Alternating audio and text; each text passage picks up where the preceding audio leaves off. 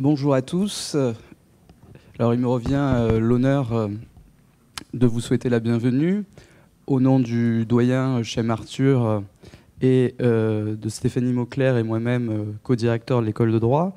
Je voudrais donc vous souhaiter la bienvenue au sein de cette maison.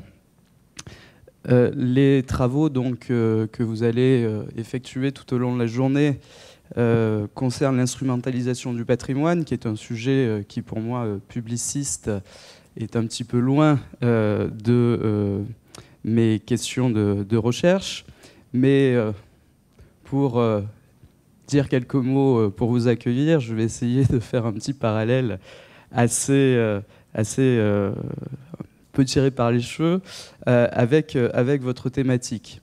Alors, si j'ai bien analysé le programme du colloque d'aujourd'hui, vous allez donc traiter de l'instrumentalisation du patrimoine, et si j'ai bien saisi, le patrimoine envisagé comme l'ensemble de biens, droits et obligations d'une personne physique ou personne morale appréciable en argent.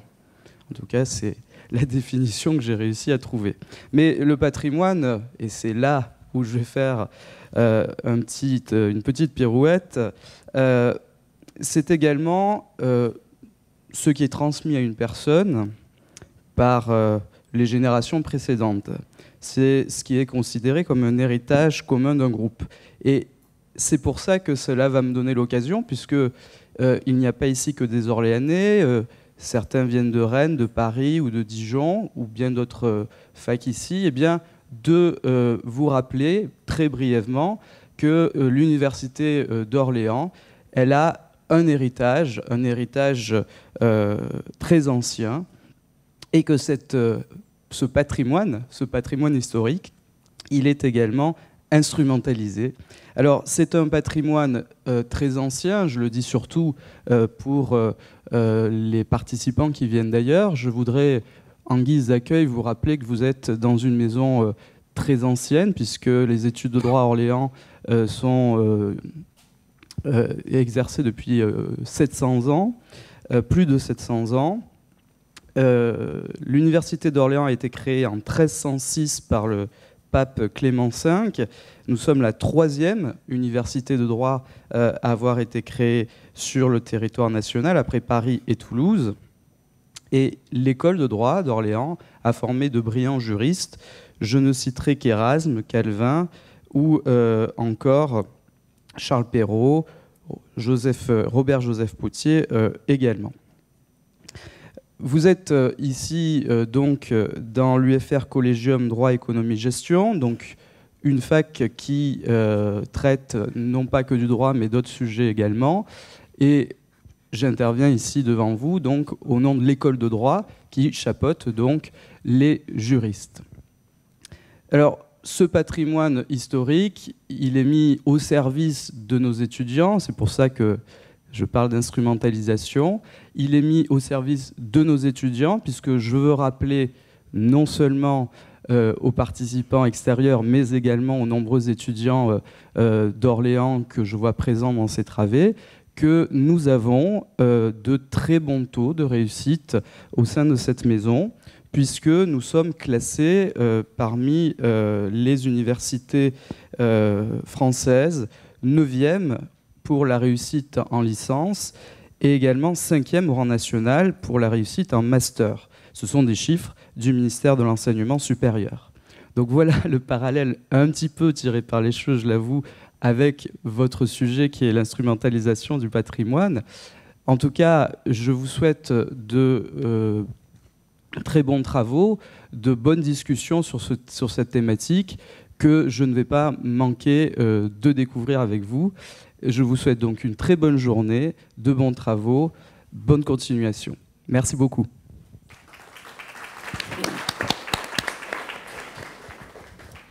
Merci Cédric Guerminet, donc merci monsieur le directeur de l'école de droit.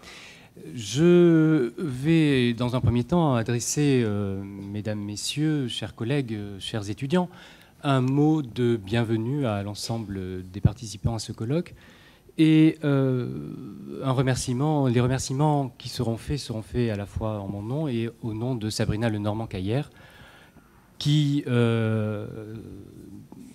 sommes à l'origine donc de l'organisation de ce colloque et de la codirection du Master 2 Droit des affaires et fiscalité. Avec la participation des étudiants de ce Master 2, nous avons organisé donc le déroulement de cette journée. Ce colloque a pour sujet l'instrumentalisation du patrimoine, qui est un sujet volontairement très vaste, car notre souhait a été de réunir des contributions de divers spécialistes de différentes disciplines, autant des enseignants-chercheurs que des praticiens. Et à ce titre, nous voulons remercier notamment les participants qui ont bien voulu apporter leur contribution dans des domaines aussi variés que le droit civil, le droit pénal, le droit des affaires, le droit des entreprises en difficulté, le droit des sociétés, le droit des groupements, le droit du travail ou la fiscalité, le droit fiscal. Ces intervenants viennent de divers horizons. Cédric Guillerminet y a fait allusion. Tout d'abord, nos remerciements vont bien entendu aux intervenants extérieurs qui ont fait le déplacement. Les intervenants extérieurs, nous remercions particulièrement les professeurs Renaud Mortier, le professeur Philippe Roussel-Gall, le professeur Frédéric Doué et le professeur Bruno Dondero. Cet après-midi, au titre des intervenants praticiens, une table ronde sera organisée et seront présents Monsieur le Président Henri Robert, Monsieur Maître Reynard Daman, Maître Georges Théboul, à qui nous adressons nos remerciements, et Maître Luc Villet. Mais Maître Luc Villet est à la fois un praticien qui n'est pas externe, puisqu'il est aussi de la maison, étant professeur associé à l'Université d'Orléans. Ce qui me donne le lien tout fait pour remercier également les intervenants de la maison, de la faculté de droit, économie, gestion d'Orléans, d'avoir bien voulu accepter de concourir à la réunion qui nous retiendra cette journée. Tout d'abord, les remerciements vont à Monsieur le doyen Jacques Leroy, directeur du Centre de recherche juridique Potier, au professeur Frédéric Dourneau, à Mathieu Robineau, Sandy Lacroix des Souza, Damien Chenu, Catherine Vincent, et bien entendu un remerciement tout particulier à Sabrina Lenormand-Caillère, sans laquelle sans doute l'organisation de cette journée n'aurait pas eu lieu. Elle a été particulièrement active dans l'organisation de la journée. Les remerciements iront également, parce qu'il ne faut pas jouer d'angélisme, j'y reviendrai dans le cas de mon intervention, aux financeurs. Les moyens matériels, et nous parlons de patrimoine, sont évidemment essentiels. À ce titre-là, nous avons bénéficié de subventions de l'Université d'Orléans à travers le Centre de recherche juridique Potier, donc double remerciement à Jacques Leroy, et au Conseil scientifique de l'Université, mais également à la municipalité d'Orléans, au Conseil général du Loiret et à la région Centre, qui nous ont apporté des subventions.